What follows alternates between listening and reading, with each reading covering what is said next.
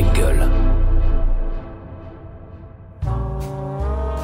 Bienvenue dans Dinguerie Room. Le point commun entre mes invités et moi, un micro et une passion pour le rire, l'humour, la scène. Tout ce qui nous anime et nous fait vibrer, flipper, rêver. La dinguerie. Waouh, tous les bons becs, des gâteaux et tout. Ah non mais attends, c'est génial ou quoi?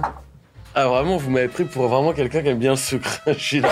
Mais j'avoue, j'aime bien le sucre. Mais là, autant 2 bols de bons becs, une part de gâteau emballé. Je soupçonne que ce soit du flan. Non, c'est ça, j'ai mis une photo de moi qui mange du flan la semaine dernière. Enfin hier, là, il y a 2 jours. Bah, c'est un cadeau en fait. Non, c'est pas un gâteau, c'est un cadeau. C'est un cadeau qui est en forme de part de tarte. Qu'est-ce que tu mais soupçonnes mon pote, bien? C'est du flan, mais je vais le manger. Putain, tu soupçonnes bien. Ah, mais je vais manger du flan. Mais en fait, je me suis pas renseigné, mais en fait, c'est un podcast sur le flan. Non, mais t'es pas au courant, c'est que sur les flans, les goûts de flan. Flan pistache, flan au poire, flan au chocolat. Et tu connais la référence. Attends, c'est ouf ou pas? Tu postes une photo de toi. Putain, qu'est-ce qui se passe? Non, t'as posté la photo de toi sur Instagram qui mange du flan. Je sais pas combien de likes. Ouais. Et tu as marqué un truc comme... J'ai mis c'est bon le flan. C'est bon le flan, tout simplement. Ah, mais parce que quand tu m'as dit, tu connais la référence, j'étais là, merde, il y a une blague hyper connue sur le flan. Ah, mais tout le monde a mis j'aime parce que c'est ça, c'est la blague d'un film. Merde, que j'ai pas vu, c'est un film sur le flan. Okay. Et toi, au moment où tu fais la photo, c'est. Je suis sorti, j'ai emmené. Comment ça s'est passé? Pourquoi j'étais dans la rue en après-midi? Je sais plus. Je suis allé peut-être donner un kimono à une maman d'élève qui emmène mon fils au judo, parce que mon fils fait le judo. Donc il est à 16h30, je suis emmené emmener un kimono à la sortie de l'école. Et en revenant, je me suis dit, tiens, je vais acheter un bout de flan, quoi. Et donc, je m'arrête à la pâtisserie. En fait, j'étais même pas parti sur du flan au début. Putain, c'est vraiment, raconte l'histoire d'un post Instagram, quoi. Et donc, je prends du flan et je me dis, tiens, parce que des fois, je prends 2 gâteaux et c'est abusé. Et mais pour toi tout seul, 2 gâteaux? Ah ouais. Et donc, c'est problématique. Et donc là, je me dis, tiens, je pense que une part de flan peut largement dépasser le besoin de prendre 2 gâteaux. Mm-hmm. Et je marche dans la rue, je mange mon flan, je me dis, tu vois, c'est quand même bon le flan.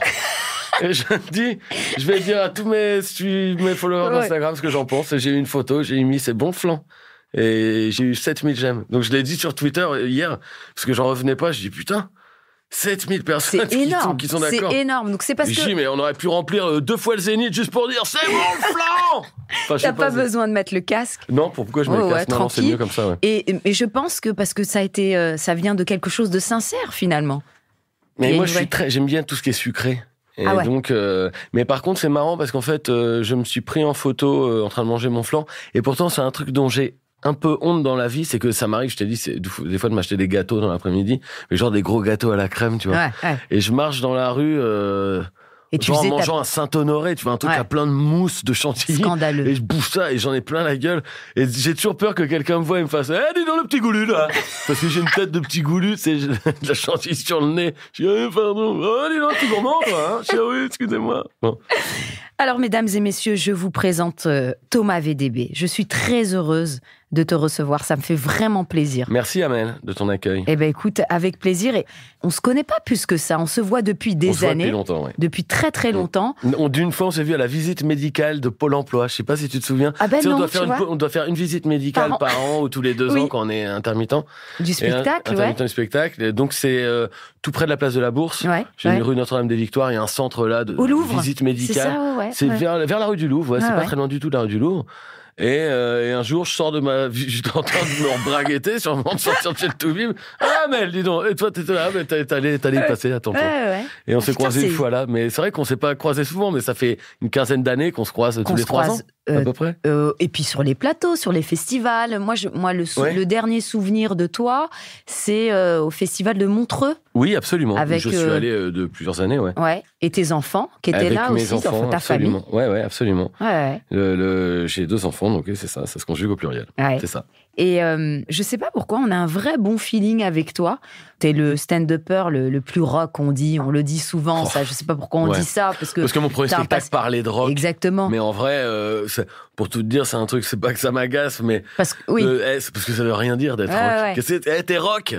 Attends, débraille un peu ta chemise. Je te rappelle que t'es rock, hein. Il faut que tu débrailles Donc, je fais pas d'efforts, bon, voilà. T'aimes le rock, t'as été rédacteur en chef d'un magazine de rock. Donc c'est pour ça. Mais pour moi, t'es foncièrement le stand-upper le plus libre. je trouve. Ouais. Je trouve que t'es très libre. À chaque fois que je t'ai vu en plateau, sur des petits passages, ou ton spectacle au Sentier des Halles, c'était en bas, là, comme tu te rappelles, ça. Absolument. Je t'ai trouvé tellement libre et tous les stand-uppers de la nouvelle génération te connaissent et te kiffent. Les gens kiffent. Yacine Bellous, après c'est toi. Ouais. Yacine, je suis bien d'accord. Tu vois, il y a un vrai truc de gentillesse, mais je sais pas, en tout cas, on me dit... Bon, écoute... De bonnes vibes, tu vois. Un truc que j'entends souvent sur moi, mais c'est pareil. C'est dès qu'on entend plusieurs fois quelque chose à son compte, à son sujet, au bout d'un moment, on est là, je sais plus quelque chose que j'ai envie d'entendre, mais tu sais, on dit ça, c'est VDB, c'est quelqu'un avec qui on aimerait bien être pote. Ah bon? Et je prends plutôt ça comme une sorte de compliment. Ouais. Mais c'est vrai que... Quand j'entends ça ou quand je lis ça sur Internet, c'est plutôt une remarque positive. Hein. Mais c'est vrai que j'ai tendance à me dire, vous seriez déçus. Vous feriez chier. Parce que moi-même, des fois, je me fais chier avec moi-même. Moi. Ouais. Des fois... Mais donc, je fais du mieux que je peux. Mais quand j'essaye d'être quelqu'un de gentil. Quand tu parles Yacine, t'es comme ça. Ouais, voilà. Et plus que gentil, c'était bon délire, quoi. Je veux dire, on rigole bien avec toi. C'est ça le truc. Okay. C'est comme avec Yacine Bellous. Dès qu'il est là, on sait qu'on va rigoler, on sait qu'on va bien discuter, qu'on va passer un super moment. Avec Yacine, en tout cas, c'est vrai. Ouais. Je sais pas pour moi, je me pose pas la question à mon sujet, mais cool. C'est pareil. Cool. C'est pareil. Allez, je mange un bout de flan, alors. Dès qu'il y a un compliment, je mange un bout de flan. Et est-ce que tu kiffes le hip-hop? Oui, bon flan. Tu écoutes un peu de musique hip-hop? Ouais, j'en écoute, ouais. Alors là, pas trop en ce moment. Ouais. Mais en ce moment, j'écoute pas trop de rock non plus. Ouais. En ce moment, j'écoute que de la chorale. De la chorale? Ouais. Je te jure, je sais pas pourquoi, je suis tombé sur l'algorithme YouTube. M'a fait découvrir déjà un terme musical que j'ignorais, alors que je suis fan de musique de très longue date, je lis des livres sur la musique et tout. Et là, je découvre qu'il y a un truc qui s'appelle le Sacred Harp. Donc, je croyais que c'était la harpe sacrée. Sacred Harp. Et en fait, Sacred Harp, ça définit des chorales du sud des États-Unis qui chantent entièrement a cappella, donc avec aucun instrument. C'est que des chants hyper joyeux. Je connais pas vraiment tout ce qui détermine exactement ce style musical. C'est pas des chants d'église. C'est un peu des chants d'église, ouais. Voilà. Et donc, je suis tombé sur des playlists. Là, depuis une semaine, j'écoute que des trucs. Et ça fait du bien à ton oreille. Entre la fête de la bière et puis le sud des États-Unis. Okay. Et ouais. Mais alors, est-ce que j'écoute du hip-hop? J'en ai certainement plus écouté que j'en écoute maintenant. Ouais. Aujourd'hui, des trucs que j'aime bien. Non, The Weeknd, c'est pas du hip-hop. The Weeknd, il y a des trucs hip-hop. Il y a quelque chose d'urbain là-dedans, quand même. J'ai une énorme admiration pour ce mec. Ouais, enfin, disons qu'il fait un nombre de tubes qui me... Enfin, il y a des gens qui font plein de tubes, mais qui me scotchent pas. Lui, il fait plein de tubes qui me scotchent. Et il est très créatif dans ses pochettes de disques et tout. Tu vois, t'as vu la dernière où il se vieillit énormément? Ah oui, c'est ça. Mais la précédente, où il avait une tête un peu la Bogdanov. Bizarre, ouais. Un peu la Bogdanov. Absolument. Hein, voilà. Et j'adore Kanye West. Alors que... Curieusement, je pense que le mec m'énerverait. Ouais. S'il était là, je lui dirais beaucoup, ferme ta gueule! Mais ferme ta gueule un peu, arrête de la ramener tout le temps. Enlève tes lunettes, déjà, c'est pas poli. C'est ça. Oh, les mecs avec des lunettes de soleil en intérieur, fermez vos gueules. Et sinon, j'ai écouté beaucoup de rap, j'ai écouté beaucoup NTM. J'ai surtout écouté NTM. Alors ça, j'avoue qu'NTM, j'ai beaucoup écouté il y a longtemps. Mais bon, j'habitais à la campagne, donc c'était un peu bizarre parce que j'écoutais Qu'est-ce qu'on attend pour foutre le feu? Mais je me promenais dans les vignes. J'avais pas de vraie colère, quoi. J'avais rien qui justifiait vraiment ma colère. Qu'est-ce qu'on attend pour? Mais c'est police, machine matrice, c'est ça. Il y a même pas de keuf. Je voyais jamais de keuf. Des tournesols. Ouais, j'étais vraiment, marre des modes de foin. Bon, tu vois. Et dis-moi, alors, t'as commencé à vouloir faire rire finalement à partir de 30 ans, j'imagine, un truc comme ça, non? Un peu tard. Un petit peu avant parce qu'en fait, j'ai fait beaucoup de théâtre de rue. En parallèle de mon métier de journaliste, ce métier de journaliste que je n'ai fait un peu approximativement que pendant 6 ans, de 99, c'est jamais pas mal, ouais. De 99 à 2005, et donc c'est vraiment en 2005 que j'ai commencé la scène en fait en 98-99. Je faisais un peu de café-théâtre et d'impro à Tours avant. C'est vraiment quand je suis arrivé quand j'ai quitté la presse que je me suis dit je me lance et je fais plus que de la comédie. Et j'ai fait mon premier spectacle qui était l'histoire d'un fan de musique qui devient journaliste dans la musique. Le spectacle que j'ai vu, mais donc tu arrêtes vraiment pour faire rire. Enfin, parce que ça te trotte dans la tête, tu te dis, moi, j'ai envie de faire du stand-up, En fait, je me suis rendu compte en 2005 que j'ai eu envie de faire du stand-up avec ma seule expérience du théâtre de rue. Et je me suis dit, à partir du moment où tu as déjà pris la parole devant un public, je pense que dans une salle ou dans la rue, ça devrait pas changer grand-chose. J'ai mis un peu de temps, toutefois, à accommoder Quand j'étais en rue, je jouais le rôle d'un espèce de battleur. On avait un duo de clowns avec un pote. Ce spectacle s'appelait Freddy Coup de Boule. Donc, c'était un spectacle vraiment clownesque. Et j'étais le monsieur loyal du truc. Donc, j'avais une façon de parler aux gens qui était hyper projetée, où j'en faisais des caisses parce que j'étais dans la rue. Donc, c'était hyper slapstick, tu vois. Il se prenait du flan au caramel, d'ailleurs, dans la gueule, parce qu'à un moment, il faisait un record de gobage de flambi. Il y avait tout un tas de conneries. C'était hyper physique comme comédie. Et puis, je suis arrivé en stand-up et avec mon expérience de personnage qui était quelqu'un qui porte beaucoup la voix et tout. Je me rappelle déjà dans ton premier spectacle. Mais je pense qu'au début, moi, je trouvais ça extraordinaire. Ouais, mais les gens, ils étaient là, wow, calmos. Et donc, je pense qu'au début, il m'a fallu du temps avant canaliser de trouver, tout ça, avant de rapprocher ça de ma sincérité. Parce qu'en fait, j'étais dans un personnage avant et j'ai cru que ce personnage, c'était le même mec qui devait monter sur la scène du Comedy Club, par exemple, qui est vraiment une salle de stand-up. Oui. Et au début, je me suis un peu pris des bides, moi, comme à d'autres endroits, parce que les gens étaient là, bonjour, wow, calmos. Je suis là, mais c'est un problème. On aurait dit un gars qui a un camelot sur le marché, quoi. Je me rappelle très bien de toi au Jamel Comedy Club quand t'es arrivé. Ça faisait un peu le mec. C'était une autre proposition, tu vois. On disait mais putain, mais il fait comme nous, mais en parlant plus fort. Non, mais c'est génial. Ouais. C'est génial. Et à ce moment-là, tu écris tout seul ou tu écris avec quelqu'un? Tu sais écrire stand-up? Tu écris un peu ce qui vient dans ta tête? Tu dis on verra? Comment tu fais? En fait, assez curieusement, quand j'ai posé les bases de mon premier spectacle, très vite, j'ai travaillé avec quelqu'un qui s'appelle Benjamin Parent, qui est quelqu'un que j'aime beaucoup, qui est réalisateur de cinéma aujourd'hui, qui est quelqu'un qui a énormément de talent, avec qui j'ai retravaillé sur le spectacle suivant d'ailleurs. C'est curieux parce que comme j'avais eu beaucoup de moments en rue, notamment où j'avais improvisé, où il s'était passé des moments magiques, je croyais énormément aux vertus de l'impro. Et donc quand j'arrivais au café-théâtre, parce que j'ai joué les premières fois à Paris, c'était sur la scène du Moloko, qui est un petit truc rue Fontaine à Pigalle. Oui, j'ai joué là-bas au tout début. Il y avait Thomas Njijol qui jouait là-bas au tout début programmé. Aussi. Oui. C'était les premiers stand-up qui arrivaient. Ouais, c'était vraiment le spectacle un bar de Thomas nuit Njijol, dans lequel il y avait une petite scène, et donc avant que ça devienne une boîte, tous les soirs il y avait des spectacles de stand-up qui étaient programmés là-bas. Et les premières fois où je joue là-bas, j'y vais, et j'avais des notes pour mes idées. Alors des notes, tu les avais écrites dans ta tête ou? La première fois que je suis monté sur la scène au Moloko, j'avais un gros paquet de feuilles pliées dans ma poche. Et puis donc je suis arrivé, j'ai improvisé 5 minutes. Les gens n'ont pas spécialement ri. Et puis là, j'ai sorti mon gros paquet de feuilles de ma poche en me disant, de toute façon, vous me connaissez pas, vous savez pas ce que je fais et tout. Puis là, j'ai un trou, de toute façon. Donc je sais pas. Donc j'ai commencé à dire mes feuilles. Donc t'avais déjà le truc sincère du stand-up Absolument. Mais par contre, la grosse connerie que j'avais était de croire que l'impro ferait tout.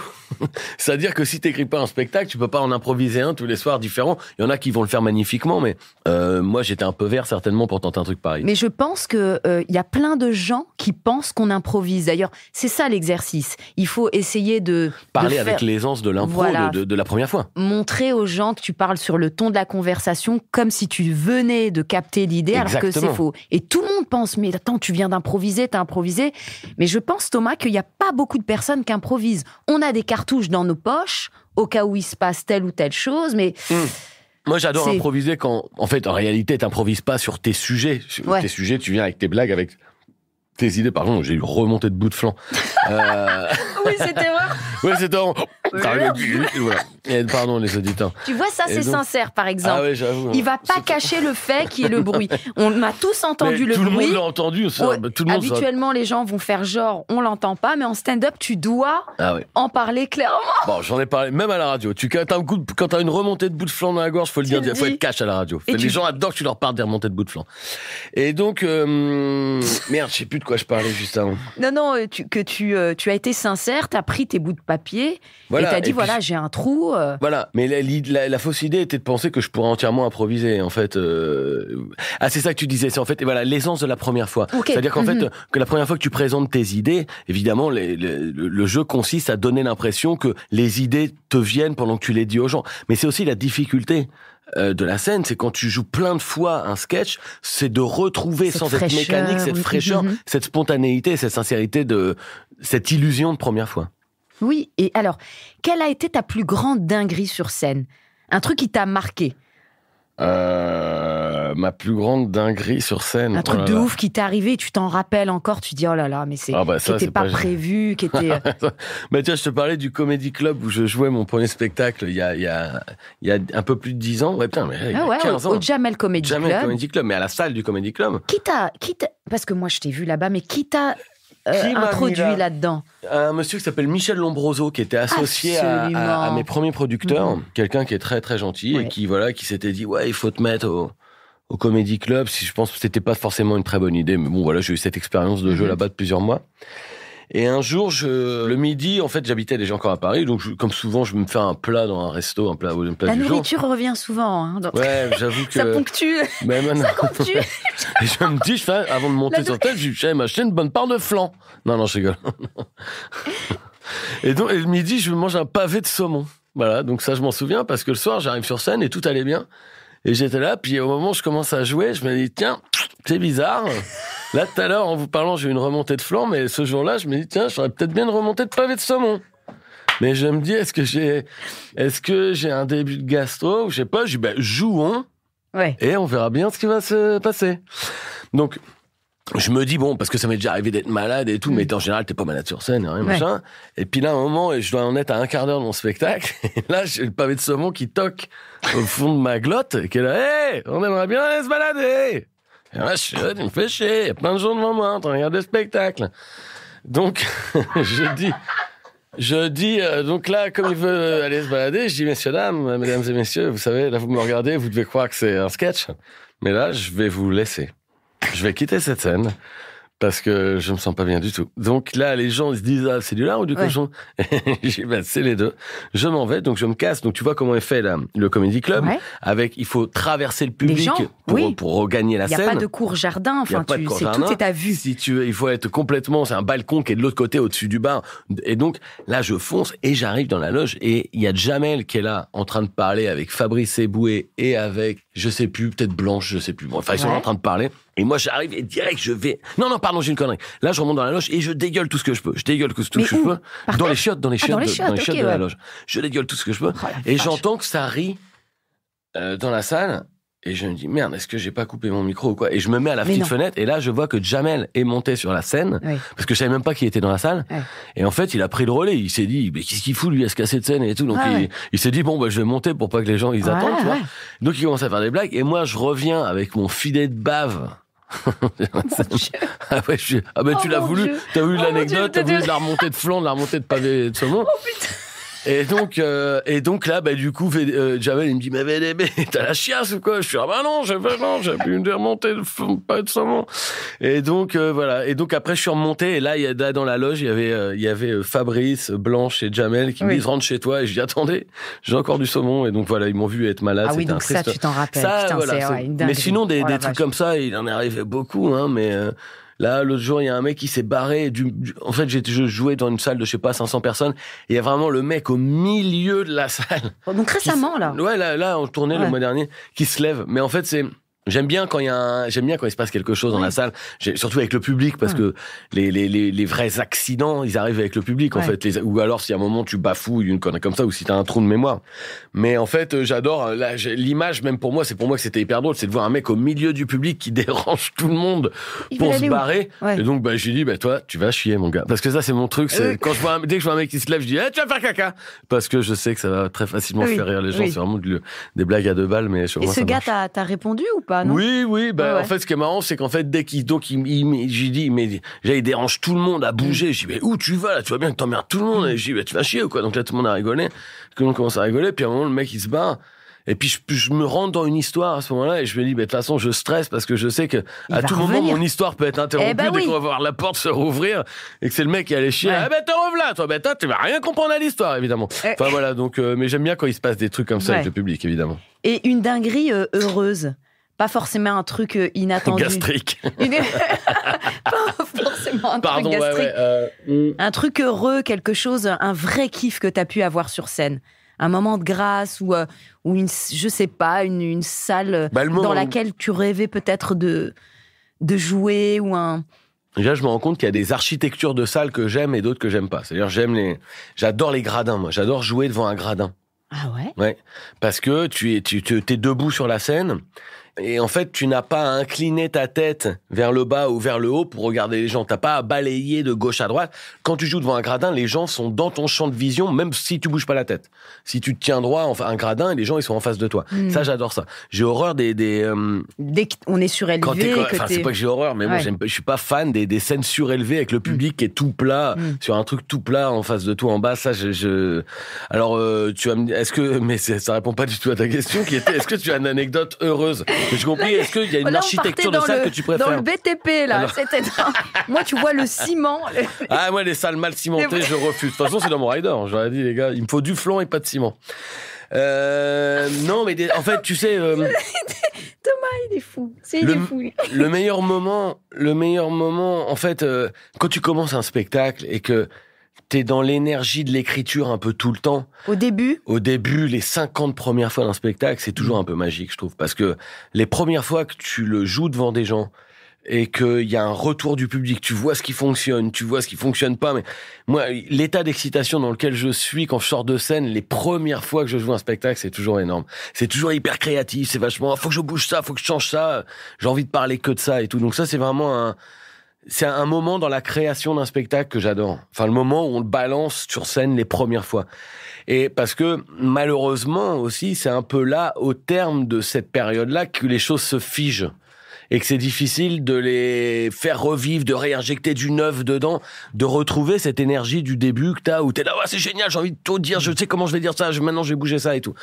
C'est dur d'avoir cette énergie de bricolage sur un spectacle tout le temps, du début à la fin de son exploitation. Quand c'est fixé, c'est un peu fixé. Il faut passer à autre chose et faire un autre spectacle après. Ouais, ou alors là, en ce moment, là, j'en suis à me dire, il faut que je développe des 2-3 nouveaux passages de 5 minutes dans mon spectacle, parce que je veux pas me lasser de le jouer. Pour pouvoir, oui. Ben pour pouvoir avoir le plaisir de, même quand je suis dans les parties de mon spectacle que j'ai déjà joué hier et avant-hier, je me dis, ah ben tiens, là dans 10 minutes, j'arrive à un passage que j'ai jamais joué et j'en attends beaucoup. Ça t'excite. Et donc, ça remet de l'excitation dans le spectacle. Et un moment de grâce dont tu te souviendras toute ta vie sur scène.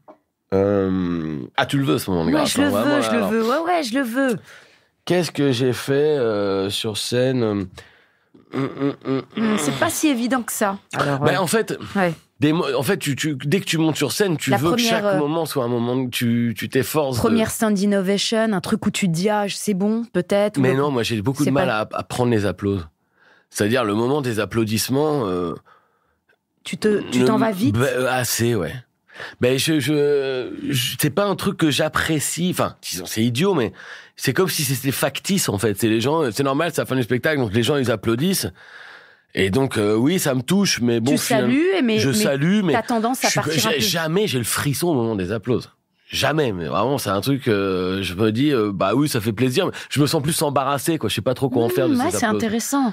Donc, il y a pas un moment de grâce, tu vois, chaque moment de rire, chaque gros rire du public, c'est un moment de grâce, en fait, tu vois. Et donc, et il y a des soirs où même t'as l'impression de rejouer exactement le même texte que t'as joué la veille.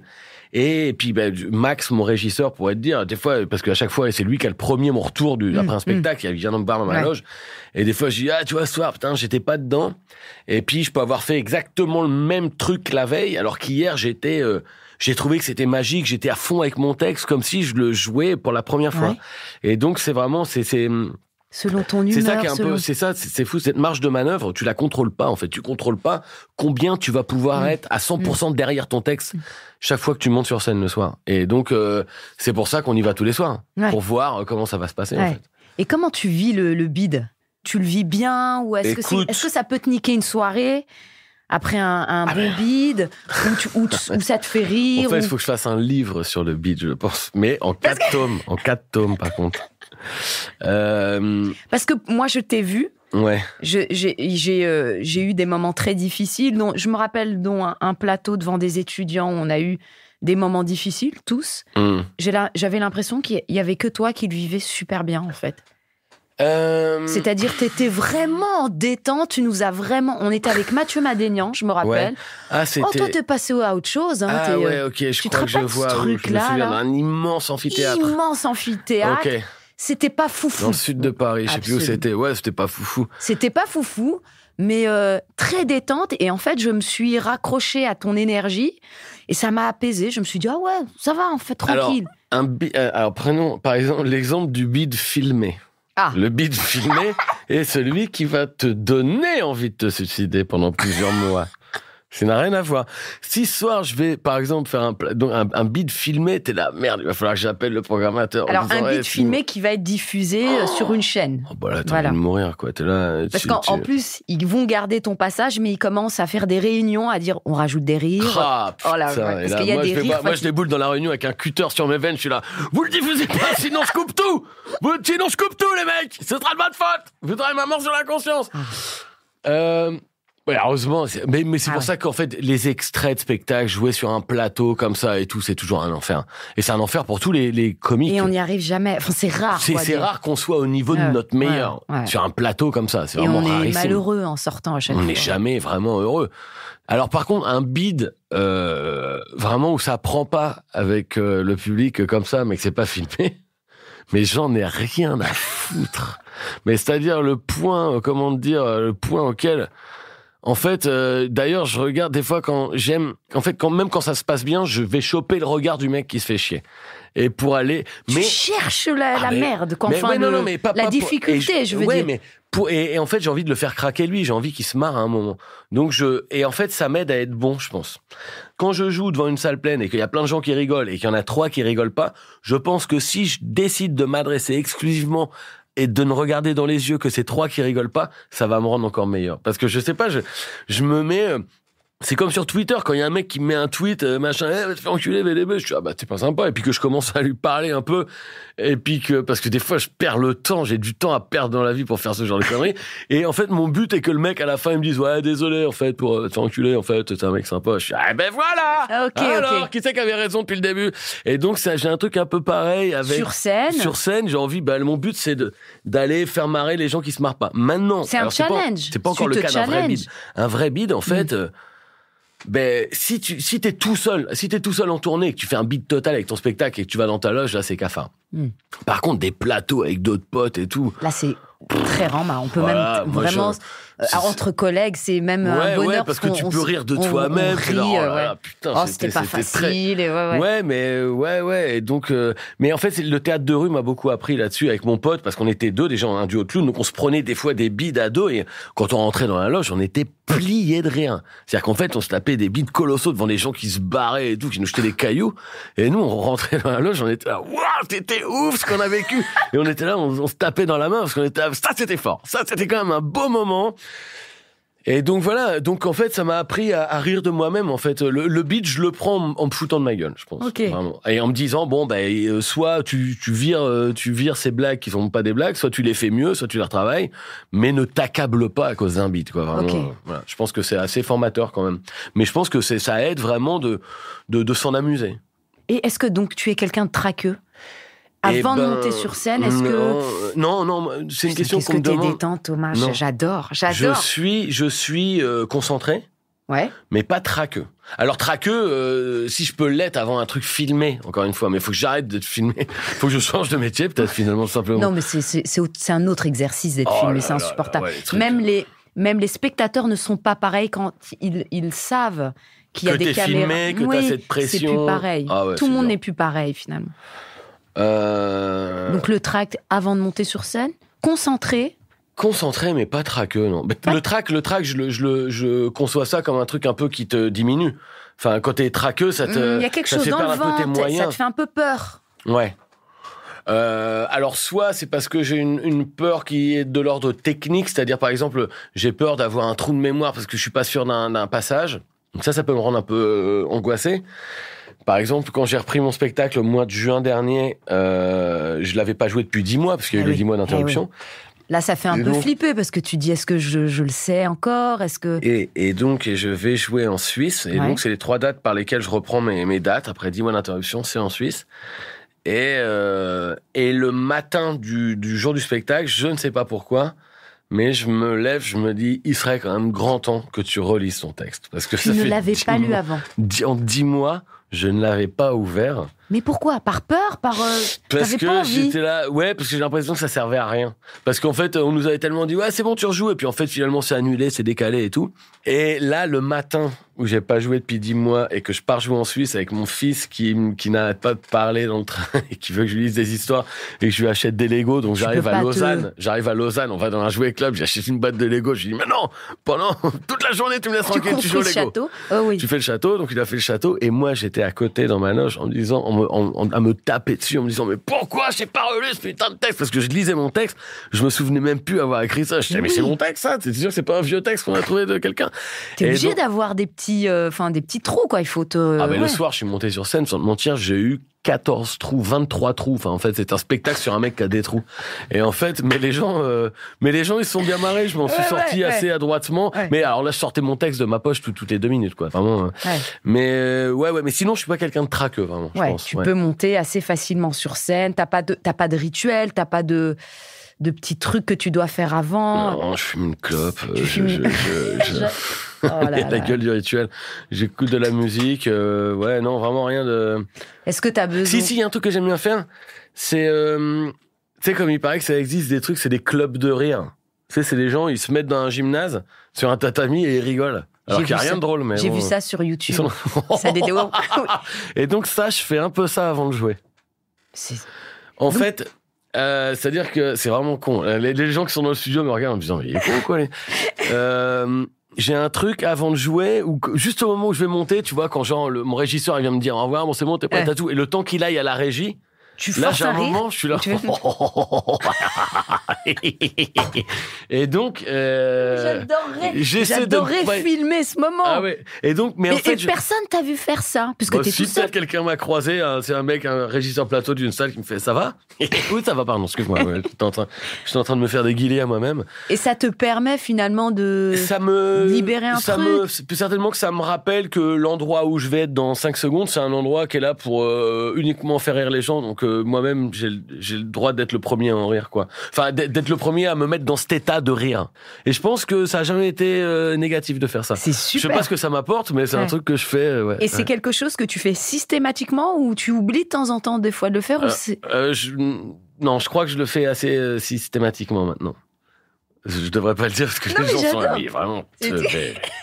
Ok, il y a encore plus de mecs, je pensais. Non. Mais oui, c'est un truc.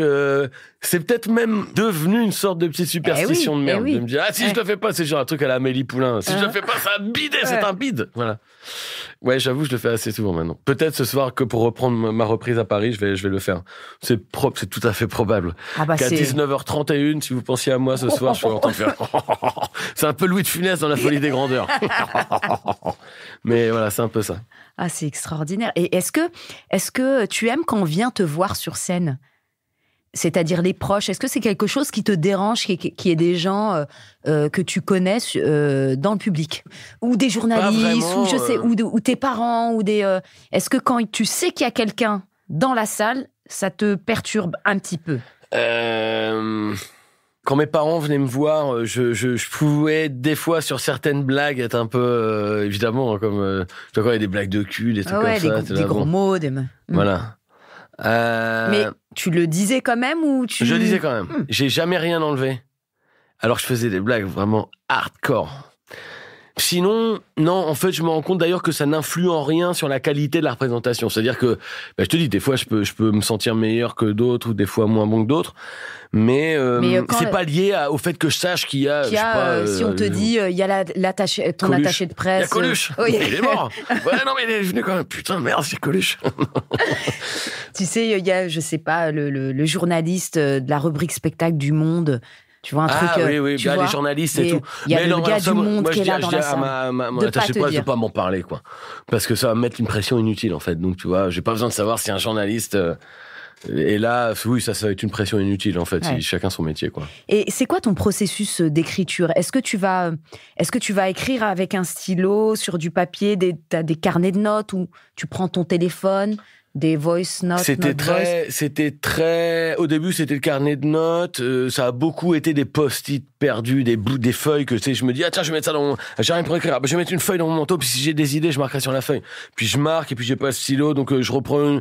J'arrive dans un bar, le mec il me donne un bout de papier pour faire son addition. Donc j'ai 4 bouts de feuilles dans les poches, dans lesquels j'ai des idées. Je me dis mais qu'est-ce que j'ai voulu dire, voilà. C'est fou. Donc maintenant, je me sers plus de mon téléphone. J'ai pas réussi à relancer l'application-ci pour dicter. Parce que c'est une application où tu peux dicter, tu peux dire il me vient une bonne vanne sur les animaux, machin, et donc tu dictes et ça dicte mot pour mot ça écrit ce que tu dis. Donc là t'écris en fait, toi. Non, tu le dis dans le téléphone, mais donc des fois je croise des gens dans la rue qui me regardent, qui disent là donc il faudrait penser à faire un sketch sur ma grand-mère. Donc tu vois, donc en général c'est que je suis en train d'enregistrer, de dicter à mon téléphone quelque chose. Mais et ensuite tu les réécoutes ou pas forcément? Des fois pas du tout. Pas du tout. Et des fois je retombe 6 mois après sur un truc, je dis putain mais j'avais une bonne idée là. Enfin c'est très désorganisé. Ma compagne se moque beaucoup de moi là-dessus sur mon côté très organisé. À quel moment tu réunis tout ça et tu tapes sur ton ordinateur donc ton spectacle? Comment tu fais? Est-ce que c'est la personne avec qui t'écris Non, c'est le moment que je déteste le plus, en fait. Et c'est relou, ça, ouais. J'adore écrire, j'adore avoir des idées, mais devoir faire la somme, devoir agglomérer des morceaux, devoir vraiment de la recherche, et puis tu vois, faire des copier-coller, attends, il est où la syllabe, machin, bon, tu vois, tu cherches dans ton doc. Moi, en fait, je manque de méthodologie. Ça, pour l'écriture, c'est vraiment un problème dont je suis conscient depuis très longtemps. Un problème de désorganisation et de méthodologie qui est chiant parce qu'en fait, je pense que ça me ralentit. J'ai fait un livre qui est sorti cette année, là, où je raconte des souvenirs liés à la musique. Je l'ai commencé il y a 3 ans et je l'ai terminé l'été dernier parce qu'en fait, il s'est passé des moments où j'étais là, je savais plus où j'en étais de mes documents. Je croyais que j'avais créé des alias, et puis ensuite j'ai corrigé un alias, mais je pensais que c'était sur le fichier original et tout. Donc en fait, je perds beaucoup de temps. Si j'avais une super organisation, je pense que j'arriverais à être plus productif. Ouais. Ah oui. Certainement. Ouais. Mais tu aimes bien travailler avec d'autres personnes. Je sais que tu as travaillé avec Navo. T'aimes bien partager aussi. Ouais. Non, en fait, là, je te prenais l'exemple, je suis parti dans les bons becs. Je te prenais l'exemple d'un spectacle, parce que l'écriture d'un spectacle en entier, c'est plus fastidieux que l'écriture d'une chronique. Et finalement, parce que je fais des chroniques sur France Inter, j'avoue que finalement, les chroniques sur France Inter, c'est un exercice auquel je me plie d'assez bonne grâce. Ce moment d'écriture, de coller, de devoir fignoler tout ça. Le fignolement à l'échelle d'un spectacle, sur le texte même, c'est compliqué. Sur un livre, je t'en parle pas. Ouais. Mais alors sur une chronique, ça m'amuse. De 5 minutes, c'est combien de temps une chronique sur France Inter? Eux, ils voudraient que ce soit 4 et je fais 5 à chaque fois. Donc, mais c'est le format parfait pour toi parce que... c'est le temps que dure un sketch en général. Enfin, tu vois, c'est le temps qu'il faut pour aborder un sujet, faire quelques blagues avec, et puis pas sembler trop long pour les gens, et puis que voilà, faire le tour du truc avec des bonnes blagues. C'est à quelle fréquence? J'en fais 2 par mois. 2 par mois, donc t'as le temps de préparer. Ouais, je veux pas y aller toutes les semaines parce que sinon je passe mon temps à me demander de quoi je vais parler lundi prochain. Et pareil, tu vas trouver l'idée? Ouais, en général, les meilleures chroniques, c'est celles où je suis cueilli par l'idée. C'est celle où je me dis... Celle qui marche le mieux, c'est celle où tout de suite je me dis oh putain ça c'est génial, je vais en faire ma chronique parce que je peux dire ça. Et si je note tout de suite, j'ai fait des bonnes chroniques avec ça. Genre par exemple l'an dernier sur la bamboche. En fait dès que j'ai vu le mec a dit la bamboche c'est terminé, j'avais 1000 trucs à dire. Je dis oh putain c'est ma chronique ça. Et donc je l'ai écrit et ça a été une des chroniques que j'ai fait qui a le mieux marché. Ah c'est super. Et est-ce que à partir du moment où tu as commencé à faire de la radio, donc des chroniques sur France Inter, est-ce que tu as vu des auditeurs de France Inter venir à tes spectacles? Est-ce que ça remplit les salles vraiment? Clairement. Ça a coïncidé avec le moment où je faisais le duo avec Mathieu Madénian aussi. Où il y avait quand même beaucoup de gens qui commençaient à venir me voir. Ce duo-là était diffusé à la télévision. Exactement, sur France 2 et W9 après. Et en même temps, t'enchaînais ensuite... Et en même temps, je faisais des chroniques sur France Inter. Et je ne fais plus que des chroniques sur France Inter, mais il y a énormément de gens à l'issue des spectacles qui viennent me parler et qui me connaissent de France Inter. Ça, il n'y a pas de doute que ça a été vraiment un truc qui m'a mis en avant. C'est super... c'est là que tu te dis, c'est assez prestigieux quand même d'être sur France Inter. C'est extrêmement mal payé. C'est vraiment, mais même vraiment très très mal payé. Mais très écouté. Ouais. Et puis bon, voilà, c'est une visibilité. C'est une visibilité. Et puis tu penses que bon, c'est une faiblesse de croire ça certainement, mais J'ai l'impression qu'on parle à des gens qui s'intéressent à plein de choses. Enfin, tu vois, c'est une chaîne, c'est une radio de culture. Alors, je sais ce que disent beaucoup de gens, que c'est une chaîne bien pensante, de gauche et tout, aussi. Mais c'est clairement une chaîne qui défend la culture. Voilà, c'est une radio que j'aime beaucoup. Ouais. Et l'auditeur de France Inter, est-ce qu'il rit? Il rit bien ou il rit ou il rit Ah bah dans les salles, il rit bien en tout cas. Il rit bien. Ouais, je suis pas derrière de l'autre côté du poste pour l'écouter à chaque fois que je fais une chronique, mais ah non, c'est pas du rire, c'est pas du rire, du ricanement intellectuel, voilà, un peu snob, comme pourrait imaginer. On a tendance à penser ça. Ah non, pas du tout, ça rigole bien. Non, j'ai vraiment là, je suis ravi parce que je fais des salles. Le spectacle marche super bien et vraiment ça le public rit vraiment à chaud de larmes, quoi. Et est-ce que tu crois que la scène c'est quelque chose que tu feras toute ta vie? Je sais pas, j'ai 44 ans, c'est une question que je me pose quand même. Est-ce que pour toi on peut jouer même à 60 ans si on a des choses à dire? Alors, oui, que des gens ont envie de le faire, ça ne me choque pas du tout. Je me dis, combien de temps l'envie restera avec moi? Est-ce qu'à 60 ans j'aurai encore envie de faire des blagues? Mais c'est fou parce que j'ai 44 ans aujourd'hui. J'ai quitté mon métier de journaliste en 2006, donc c'était en 2005, donc c'était il y a 15 ans, d'accord? Donc il y a 15 ans, j'avais 30 ans à peu près. Et donc, si je multiplie par 2 le temps écoulé, je dis, ah putain, dans 15 ans, j'aurai 60 ans, putain de sa mère. Donc là, en fait, c'est comme si j'étais à une sorte de mi-parcours un peu imaginaire de ce que j'imagine être ma vie active. Ouais. Et donc, si je regarde le temps qui s'est écoulé depuis 2006, s'il serait écoulé encore une fois, j'aurais peut-être qu'il faudra me changer la couche à cette heure-là, tu vois, j'en sais rien quand j'aurai 60 ans.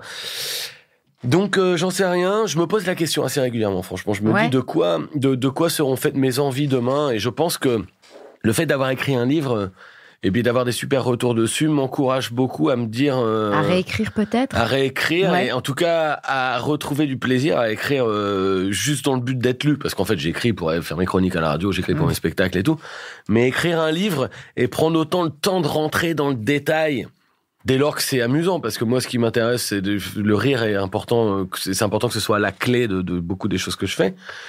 Écrire un livre et que beaucoup de gens m'écrivent derrière en me disant on s'est vraiment marré et tout, ça me fait vraiment hyper plaisir. Et c'est un retour différent de je t'ai vu dans ce film et c'est génial, ou j'ai vu ce spectacle et c'est super, ou cette chronique. Là, le livre, bon, c'est peut-être que c'est un petit peu plus, il y a une illusion de noblesse du projet du livre, qui veut me faire croire que c'est plus classe parce qu'on me dit j'ai lu ton livre, il est super, mais en vrai ça me touche beaucoup et j'avoue que j'adorerais être capable d'écrire un roman de fiction, mais drôle encore une fois. Oui, bien sûr. Donc là je garde ça dans un coin de ma tête en ce moment, de me dire tiens quels sont les éléments d'histoire qui pourraient construire un roman. Donc des fois je prends note, un personnage comme ça, mais avant que ce soit fait, ça tombe, ça va jamais être fait d'ailleurs, mais c'est un peu dans mes envies quand même. Si t'en as envie, normalement tu vas le faire. Et le cinéma, c'est quelque chose qui t'a plu? Alors, le cinéma, c'est génial. C'est le petit silence le regard dans le vide. Non, mais le cinéma, j'adore jouer, en fait. Donc, on va pas se mentir, aller sur un plateau de cinéma aussi, des fois, même si t'as une chouette scène, mais tu peux quand même passer beaucoup de temps à attendre. C'est un peu cliché ce que je dis, mais c'est vrai que la scène, t'as l'immédiateté d'un retour du public et tout. Le cinéma, des fois, un plateau de tournage, c'est chiant, quoi. Vraiment, c'est chiant. Alors, t'es content parce que tu parles avec des acteurs que t'aimes bien. Ça, c'est super. En fait, c'est chiant surtout pour un stand-upper qui a l'habitude, justement, de beaucoup d'énergie, beaucoup d'immédiateté, comme t'as dit. C'est très chiant parce que les autres acteurs, ça leur va, hein, ceux qui font que ça. C'est vrai. Même si c'est quand souvent des gens viennent me dire comment on fait pour être comédien, je leur dis la clé, c'est d'écrire. Je leur dis vraiment la clé, c'est d'écrire. C'est d'écrire. Que tu veux, c'est-à-dire de te créer des opportunités de jeu. De donner du travail, voilà. De te donner du travail, exactement. Ouais. Donc maintenant, c'est peut-être pour ça, mais non, le cinéma, j'aime ça. En fait, si j'ai déjà eu ce sentiment d'énorme fierté de me voir dans un film que j'ai trouvé super et de me dire putain, je suis là-dedans, c'est génial. Quoi. Parce que tu trouves un film génial et quand t'arrives à le regarder en t'oubliant toi-même, en oubliant que c'est toi, en te disant putain la gueule que je fais là, super. Si quelqu'un fait un arrêt sur image, c'est gagné, c'est ma carrière est foutue. Mais sinon, donc soit il y a des tournages géniaux et il y a des films géniaux, mais il y a beaucoup de moments où on se fait chier au cinéma. Non, je suis d'accord. Sinon, est-ce que tu fais des dingueries en amour? Waouh. Dans ta vie privée, est-ce que t'es quelqu'un qui va faire des dingueries par amour? Ouais. J'achète énormément de Lego pour mon fils. Plus que... Tu as pu parler d'amour, hein, pas d'amour. Oui, pour ton fils ou même pour ta compagne. Est-ce que tu fais des choses un peu foufou? Je travaille beaucoup avec ma compagne. Ah, ça c'est chouette, j'aime beaucoup son travail en Audrey plus. Audrey Vernon, on peut donner le blaze. Hein, ouais. Audrey a écrit le spectacle avec moi. Elle m'aide aussi beaucoup sur mes chroniques inter. Elle est super. Elle a une profondeur, une capacité de projection. Elle est très, très engagée. Elle réfléchit. Donc, elle est très angoissée sur le monde dans lequel on est. Mais comment ne pas l'être? Et donc, ces angoisses nourrissent un peu les miennes, mais chez moi, de façon un petit peu plus élastique et un peu artificielle. Enfin, pas artificielle, mais un peu plus souple quand même. Mais dans son écriture, généralement, elle effraie pas, elle essaye d'éveiller justement le spectateur. Ouais. Bon, je m'attendais pas à ce que mon travail cède autant de place au sien quand je me suis mis avec elle. C'est-à-dire que voilà, on est tombé amoureux, mais je pensais pas que son travail contaminerait autant le mien avec les années. Mais voilà, je suis ravi que tu vois, je suis grandi de ma relation avec elle. Bon, oui. Je te raconte ma vie privée. Mais... Non, mais et puis vous partagez, quoi. Vous partagez vraiment. Jusque dans votre art, quoi. C'est canon. Maintenant, j'ai 2 enfants, donc je suis complètement teubé avec mes enfants. C'est vraiment, c'est au point que c'est pas drôle d'en parler parce que je pense que, tu sais, je suis un papa, enfin, tu vois, je suis complètement gueudin avec mes enfants. Et en même temps inquiet aussi parce que le monde m'inquiète, comme tous les parents qu'on est, quoi. Et est-ce que le fait d'être avec 2 artistes à la maison, les enfants sont déjà eux-mêmes un peu artistes? Est-ce qu'ils sont rama, ils sont rigolos? Ouais. Ils comprennent ce que vous faites? Je pense que oui, ils ont compris qu'on faisait des blagues. Je te parle de ça parce que on les voit. Nous, les collègues, on les a beaucoup vus, vos enfants, parce que vous les emmenez partout avec vous. Je trouve ça génial. Ouais. Et c'est vrai qu'on les connaît, quoi. Ouais, c'est vrai qu'ils sont souvent ils nous là, connaissent, ils savent ce qu'on fait, ils connaissent les coulisses, ils savent la scène, le micro. Mon garçon, lui, sait très bien, effectivement, il sait bien compris ce qu'on fait, tout comme métier. Ma petite fille a 2 ans et demi, donc... mais elle est très artiste. Déjà, je pense, elle chante énormément. Elle passe son temps à chanter à tue-tête dans la maison. Donc, c'est assez rigolo. De là à dire que c'est des futurs artistes, j'en sais rien. Mais oui, ils sont très sensibles aux histoires, par exemple. Aux histoires, à la musique. Au fait qu'on raconte des histoires, qu'on puisse jouer de la musique. Il y a un environnement propice. Ouais. Oui, il y a un environnement assez propice, c'est sûr. Et est-ce que tu aimes faire des surprises ? Ouais, mais je suis pas très bon. C'est-à-dire que soit l'organisation, encore une fois, ou ouais. C'est-à-dire que très vite, au moment où je prépare la surprise, genre quelqu'un va passer la tête dans le cognon de la porte. Et je suis là, non, fallait pas que tu vois, merde. Ah bah c'est foutu. Bah non. Est-ce que j'aime les surprises ? Est-ce que j'aime qu'on m'en fasse ? Est-ce que je suis toi sensible ? est-ce que t'aimes ça ou... Est-ce que j'aime les surprises ? Mais quelle sorte de surprise ? Écoute, des surprises, un truc tu t'y attends pas. Ouais. Vite fait, non ? Ouais, je suis pas hyper. Je suis quelqu'un d'assez constant dans la vie. Moi, je vais pas faire ouais ou bien me mettre à faire oh non. C'est-à-dire qu'en fait, j'ai pas de joie excessive, j'ai pas de chagrin excessif. J'essaie toujours d'être dans une zone de contentement qui me va, qui est de pas être malheureux. Voilà, mon but, c'est de pas être malheureux dans la vie. J'ose même pas dire être heureux, parce que être heureux, ça me semble être vraiment énorme, mais ne pas être malheureux. Si j'arrive à pas être malheureux, je peux vivre des moments qui me rendent heureux, quoi. Non, Et tu crois que c'est pour ça que tu as choisi le rire, pour que la vie soit plus douce, agréable, plus drôle Peut-être qu'inconsciemment, c'est ce qui m'a fait choisir ça. En tout cas, clairement, aujourd'hui, je me rends compte que je pourrais pas vivre d'autre vie que cette vie d'artiste, c'est-à-dire avoir un emploi du temps un peu dissolu qui est jamais le même que la semaine précédente. J'aime quand ça bouge, quand ça change, quand il y a de l'imprévu. Donc tu me parlais des surprises. En fait, si j'aime bien quand ça. J'aime bien devoir m'adapter un peu constamment à des choses qui m'arrivent. Des fois, je suis en surcharge de travail et donc je déteste ça. Mais j'adore devoir me sortir la tête de l'eau quand même. Ouais. Et donc, quand bien même, j'accepte plein de trucs en même temps. Et ce que je remarque, c'est que chez les stand-uppers, chez nos collègues et tout, on monte seul sur scène. C'est chelou de monter seul sur scène devant tant de spectateurs. Illogique. C'est très bizarre. Complètement illogique. Et le truc qui revient à chaque fois, en tout cas, c'est que j'ai l'impression, j'ai le sentiment qu'on a tous une fêlure ces stand-uppers-là, tu vois. Est-ce que toi, tu penses l'avoir, celle-là ? Moi, c'est clairement que je l'ai, quelque chose. Il y a une faille, il y a un problème. C'est sûr. Parce que c'est pas normal de se mettre comme ça. J'ai aucun doute là-dessus. Un besoin d'amour, un besoin de tu vois, énorme. J'ai aucun doute là-dessus sur le fait qu'il y a une fêlure. Alors, quant à te dire ce que c'est exactement, j'en sais rien. Par contre, je me voile pas la face. Même si j'adore, j'adore. Oui, ça me dérange pas qu'on me dise ouais, c'est le mec sympa et tout, avec qui on a envie d'être pote. Au début de l'interview, je te disais que j'aimais pas ça, mais peu importe.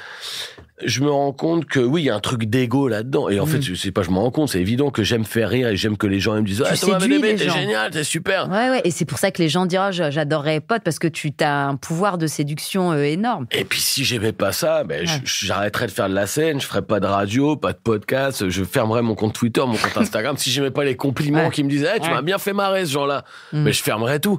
Évidemment que ça fait partie du truc, on a envie d'en avoir des notifications. On a envie d'avoir des notifications qui nous disent putain, il a aimé ton post. Et quand il y a quelqu'un qui, justement comme le tweet dont tu m'as parlé, quand quelqu'un n'aime pas ou les haters, bien sûr. Est-ce que c'est quelque chose qui va te toucher ou tu t'en fous? Aléatoirement, franchement. Non, mais en fait, des fois, je trouve que les haters n'ont pas toujours tort. Ouais, des fois, les haters des vont fois, dire regardez-le. Bien sûr, il y en a qui touchent. Et donc, si on n'est pas capable de reconnaître ça, c'est qu'on a vraiment un problème d'ego. Parce qu'en fait, évidemment qu'il y en a plein des haters qui sont là juste pour faire chier, pour t'insulter gratuitement. Mais si tu les lis tous, à un moment, il y en a bien un que tu vas dire ah merde, lui il a un peu raison quand même. Donc en fait, en général, les haters, c'est un peu rapidement dit et tout, mais c'est complètement vrai. J'essaie de je sais pas, c'est pour quel teubé, encore une fois, je passe en disant ça, mais j'essaie de me remplir un peu d'amour pour les gens qui me détestent. Oui, c'est de l'empathie. J'essaye je peux complètement comprendre que des gens soient hermétiques à ce que je fais et qu'ils ont envie de tu vois, que je les intéresse pas du tout. J'allais dire qu'ils ont envie de me taper dessus, non, parce que je suis pas quelqu'un de violent. Mais par exemple, moi qui suis très fan de musique, il y a des musiques auxquelles je suis complètement hermétique, que je ne peux pas supporter. Et pourtant, je rencontrerai les musiciens. Je suis sûr que c'est des mecs sympas, parce que quand j'étais journaliste, j'avais établi une sorte de règle, comme quoi plus un musicien était sympa, plus sa musique était dégueulasse. Et donc c'était horrible, parce que je faisais des interviews avec des mecs qui étaient trop cool. Mais est-ce que ça se vérifiait ? Beaucoup de mecs dont j'écoutais les disques, j'étais putain c'est horrible. Mon rédac chef il me disait faut que t'ailles les interviewer. Donc je me retrouvais devant des mecs hyper sympas, c'était horrible, je savais pas quoi leur dire. J'étais putain je te jure ton disque il est vraiment relou. Mais donc merde, qu'est-ce que je disais juste avant? J'étais sur une bonne lancée, mais vous aurez compris que l'amour des haters. Voilà, c'est un peu ça en fait. C'est pas parce que t'es pas complètement d'accord avec... En fait, il y a des haters, des mecs sur Internet qui sont VDB, va te laver. Mais c'est des mecs, je peux les croiser à la boulangerie le lendemain, et ils me reconnaissent pas, ils vont me tenir la porte, ils vont être là, bonjour, merci, je vous en prie. Et en fait, c'est pas parce qu'un mec te déteste, et il peut te le faire savoir très facilement sur Internet, comme ça, parce que c'est facile et c'est à la portée de n'importe qui de laisser un commentaire négatif, qu'en vrai, il te déteste entièrement dans la vie, quoi. Et c'est pour ça que je me dis, je suis complètement capable de comprendre les gens qui m'aiment pas et de me dire, tout n'est pas perdu, on pourra peut-être se parler un jour et se comprendre, quoi. Allez, tiens. Encore un cadeau. Encore du flan. Merci, Amel. Oh là là, des cadeaux. Voilà, des petites surprises. C'est pas mon anniv. Oh, merci Amel. Bon, je les ouvre devant le micro. Ah bah oui, et puis tu les ouvres et puis tu nous décris un peu ce que tu Alors déjà, j'ai un beau vois. Oh là là, c'est un t-shirt ça, je pense. Hein. Déjà, ça m'a tout l'air d'être un t-shirt. C'est un magnifique t-shirt. Oh non. Oui. Alors dis, qu'est-ce que c'est? Oh là là, mais j'en ai même pas. Qu'est-ce que c'est? C'est un t-shirt de mon groupe préféré et je sais même pas comment t'as fait pour aller le choper. T'as dû le choper sur Internet ou le faire faire. C'est un t-shirt des New Pornographers. Je n'ai qu'un t-shirt des New Pornographers chez moi qui n'est même plus à ma taille, que j'ai acheté à un concert. Oh là là, Amel, quelle attention.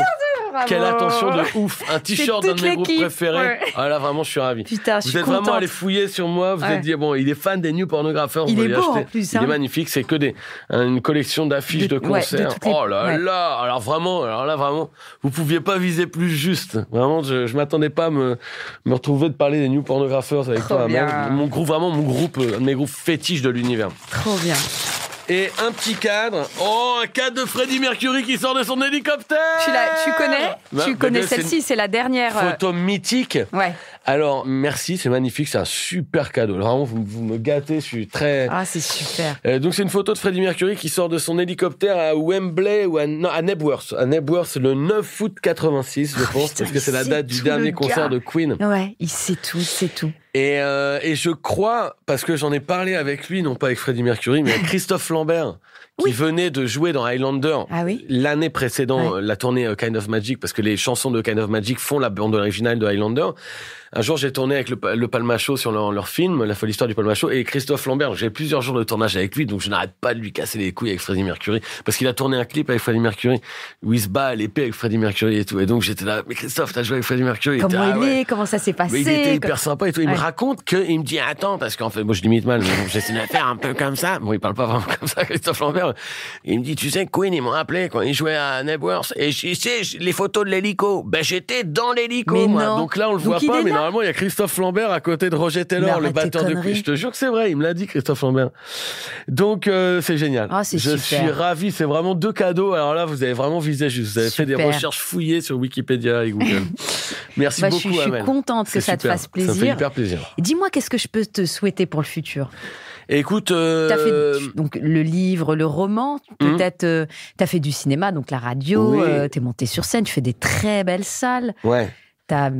Qu'est-ce qu'on peut souhaiter? Écoute, souhaitons-nous d'être heureux. Je n'ai rien d'autre à me souhaiter ni à te souhaiter.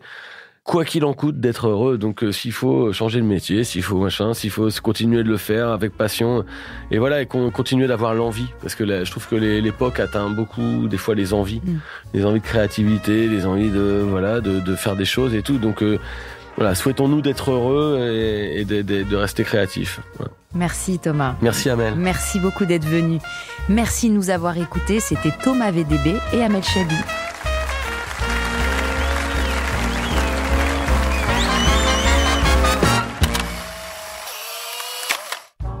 Dinguerie Room est un podcast original Engel présenté par Amel Chabi. Productrice Clémence Friès, réalisateur Raphaël Fruchard, ingénieur du son Thomas Gabriel, coordinatrice de production Alix Pénichon.